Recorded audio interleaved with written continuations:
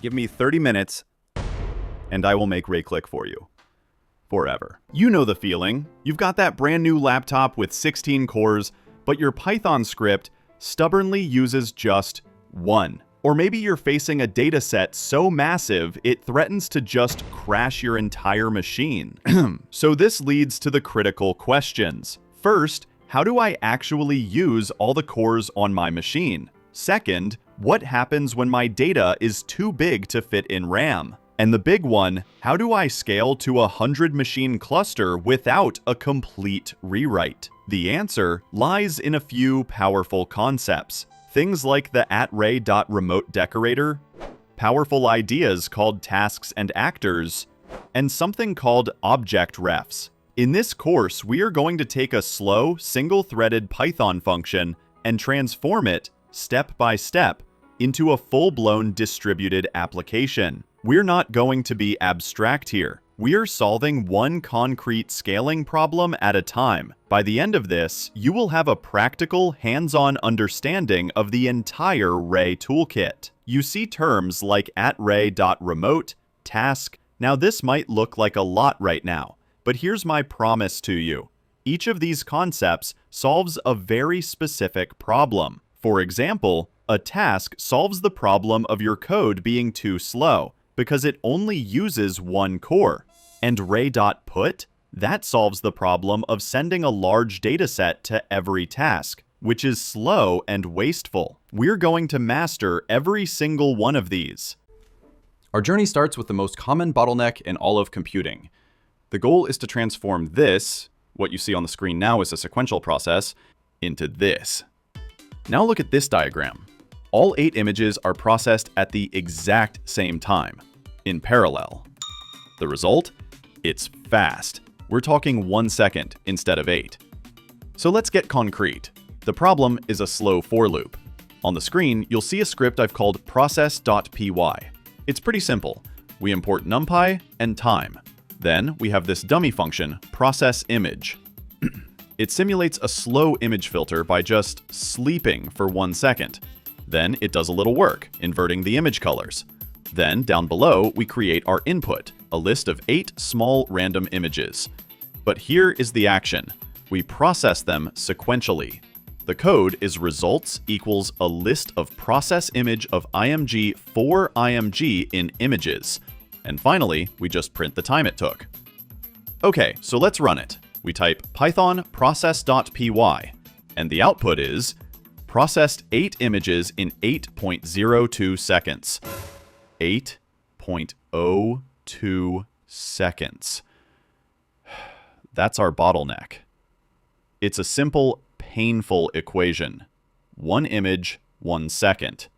8 images, 8 seconds.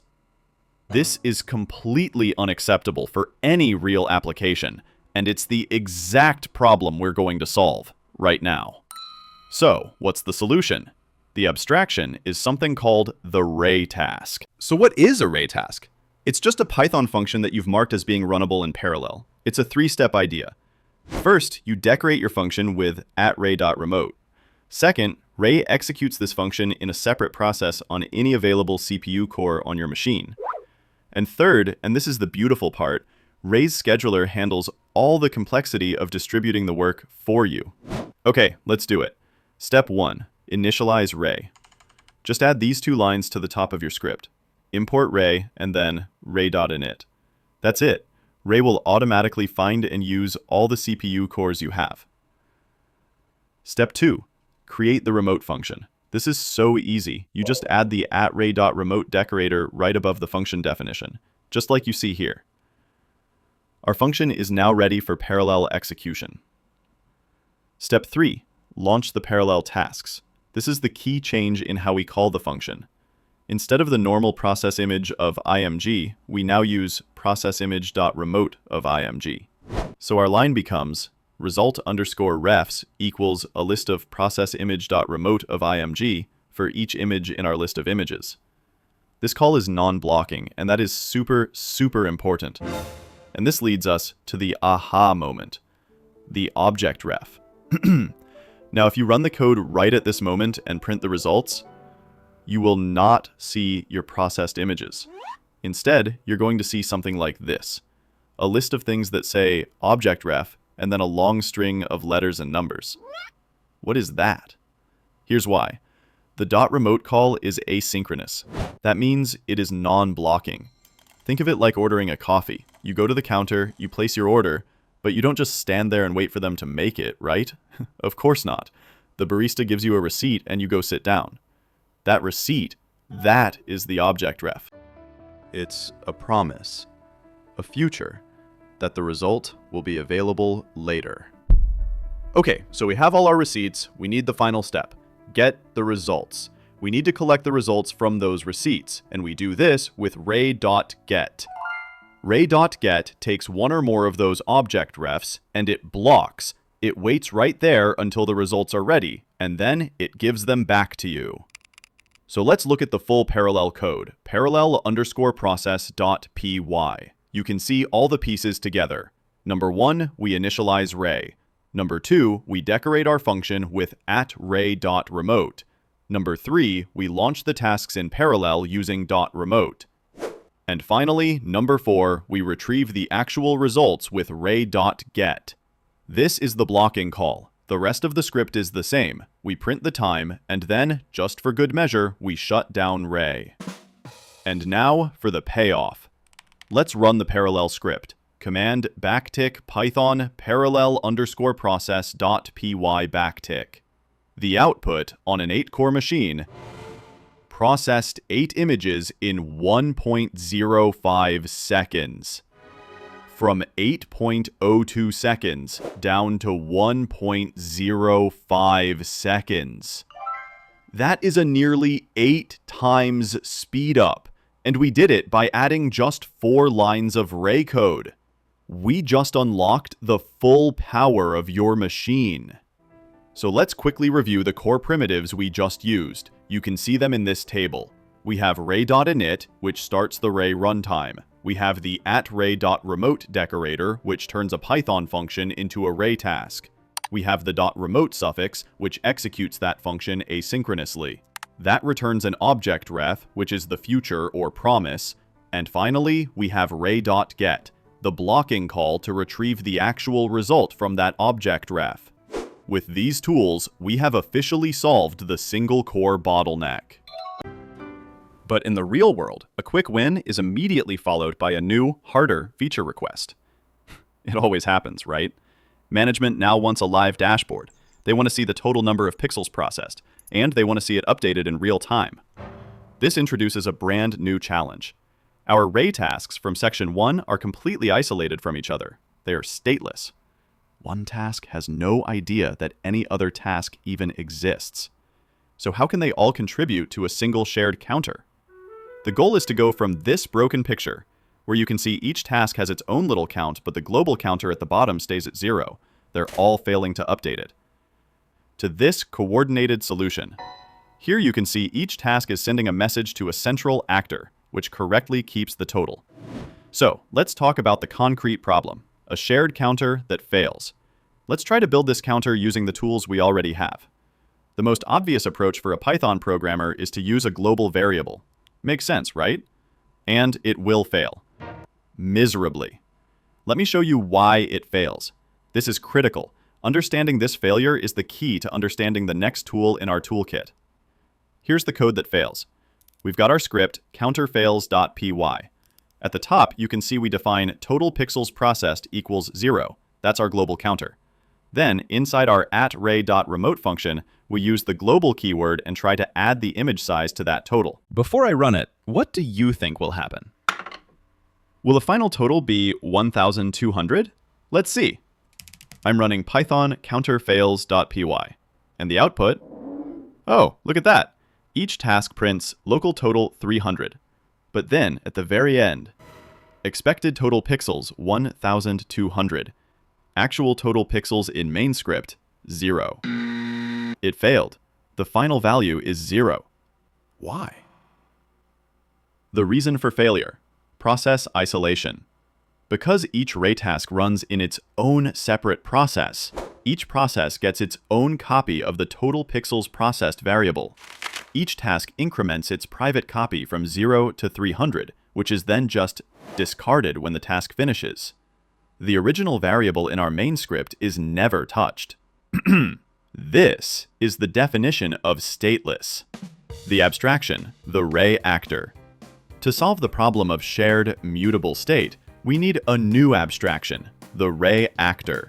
An actor is a stateful worker. It's the opposite of a stateless task. Here's the most powerful analogy to make this click. A task is like a temporary gig worker. They do one job, report the result, and are gone. They have no memory. An actor is like a full-time employee with an office. They are a long-running service that can update its own private state, its memory. We need a full-time employee to keep our running count. We need an actor. The concrete solution. Step 1. Define the actor class.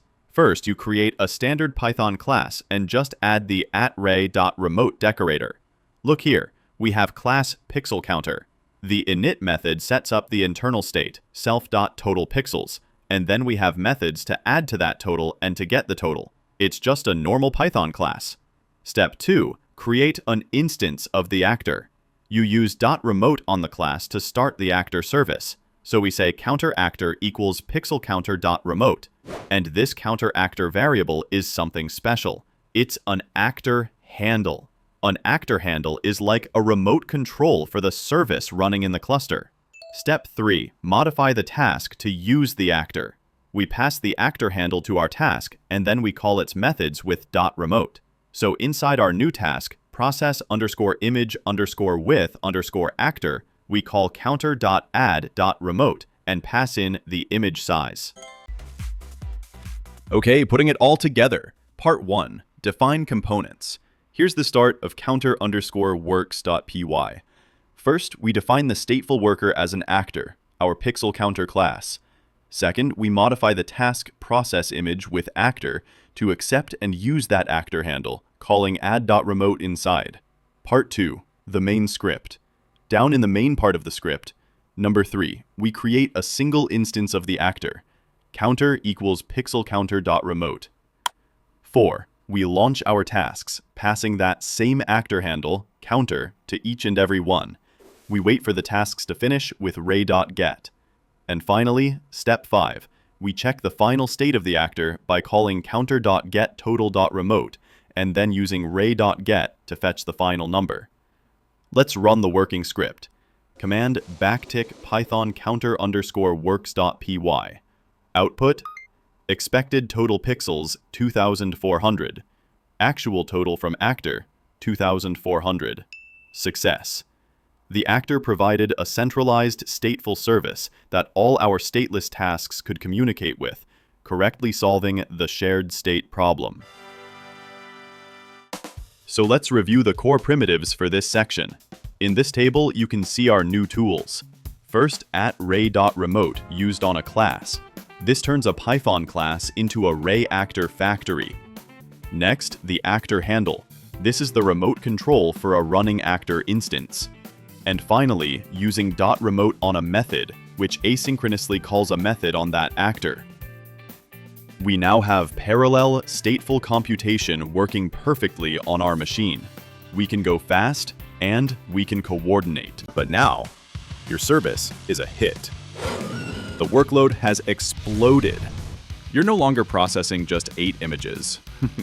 No, you're processing 10,000 images. So, let's do the math. On your 8-core laptop, that's 10,000 images divided by 8 cores times 1 second per image, which comes out to roughly 1,250 seconds. And that is 21 minutes. A 21-minute processing time is a business failure. Your users will not wait that long. We need more compute power than a single laptop can possibly offer. We need to go from a mere 8 cores to something like 800 cores. So, here's the big picture. We're going to scale from a single node cluster, which, let's be honest, is just your laptop, to a massive multi-node cluster in the cloud. And here's the kicker. We're going to do it without changing our application logic. You can see it in this diagram. Your laptop with its 8 cores on one side, the cloud with a Ray cluster managing hundreds of servers on the other. And the bridge between them? It's the same code, just with more power. So how does this work? The key abstraction is the Ray cluster. A Ray cluster is basically a team of computers working together, and it has two really simple roles. First, a single head node. Think of this as the manager. It runs your main script, it takes your commands, and it tells the other nodes what to do. And second, you have multiple worker nodes. This is the muscle. They are pure compute power that execute your tasks and host your actors. Now, listen closely. This is the most powerful concept in this entire section. The code we wrote back in section 2, that process image task and the pixel counter actor, is already cluster aware by default. That means it's ready to run on a 100-machine cluster right now. We just need to connect to one. Okay, so let's get concrete. How do we actually launch and connect to a cluster? Deploying a distributed system used to be an absolute nightmare. A job for a dedicated DevOps team. But Ray turns it into a couple of simple command line instructions. Step 1. Define your cluster's shopping list. You tell Ray what you want your cluster to look like in a simple YALM file. Think of it as your shopping list for the cloud. Let's look at this example config. We give it a cluster name like my-image-processing-cluster. We specify the provider, like AWS, and the region. Then we describe the head node type, that's our manager, and M5 large is fine. Then we describe the worker node types, our muscle. Here we're asking for C5.2x large instances. And look here, we're setting min workers and max workers to 10. So what have we done? We've asked for 1 manager node and 10 worker nodes. And since each of those workers has 8 CPUs, we've just requested 80 cores of compute power. Simple as that. Step 2. Launch the cluster with one command. With your cloud credentials configured, you just type ray up mycluster.yaml. And after a few minutes, Ray does all the hard work and you'll see a success message. Head node configured, 10 worker nodes configured, cluster is up. Your 80-core supercomputer is now online. And now for step 3, the wow moment, running your code unchanged. So how do we run our counterworks.py script on this massive new cluster? You just use the ray submit command. You type ray submit, you point to your cluster config file, mycluster.yaml, and you give it the name of your script, counter_works.py. That's it. You do not change your application code.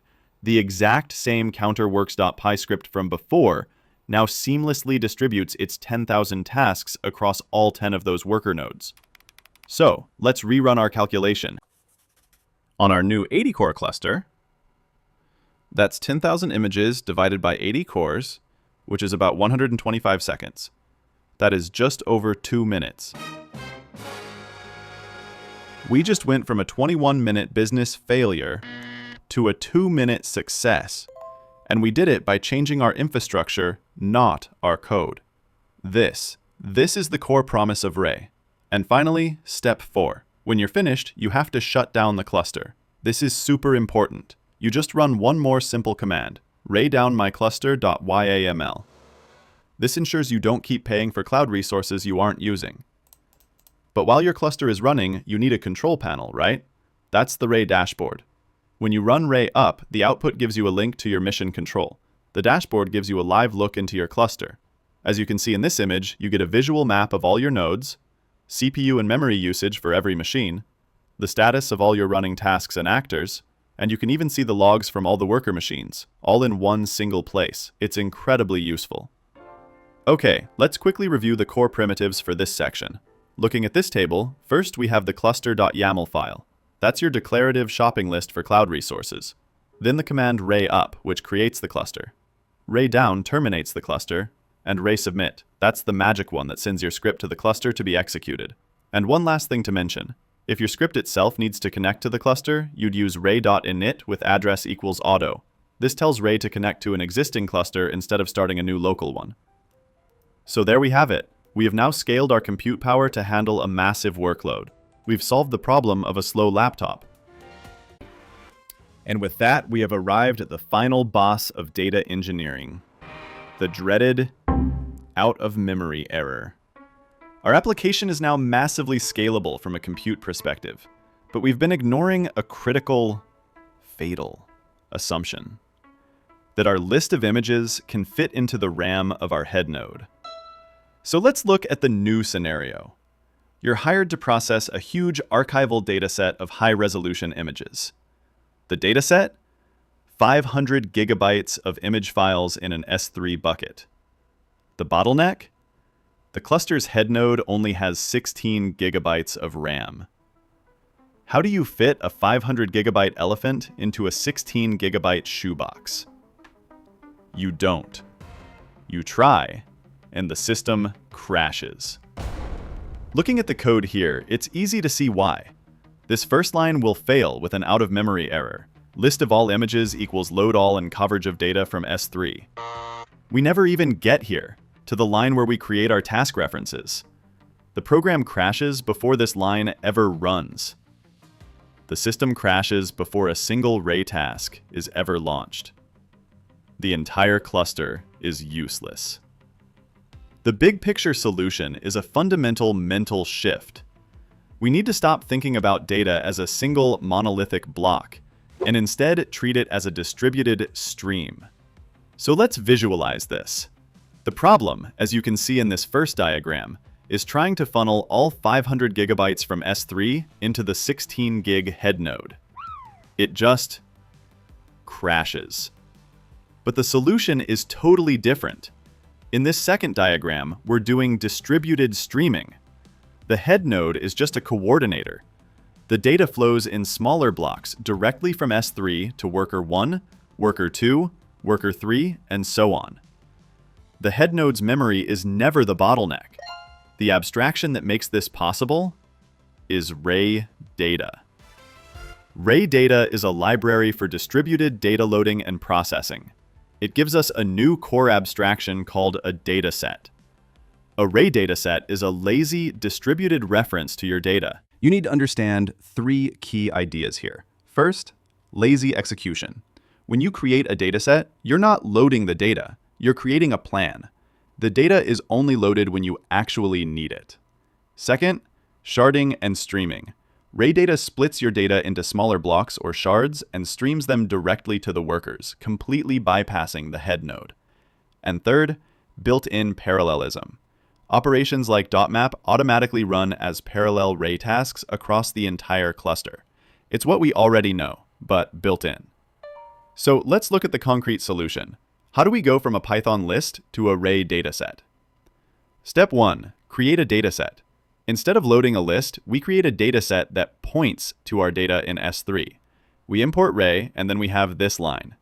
ds equals ray.data.readimages, open parenthesis, S3, my-massive-image-bucket/raw-images, close parenthesis.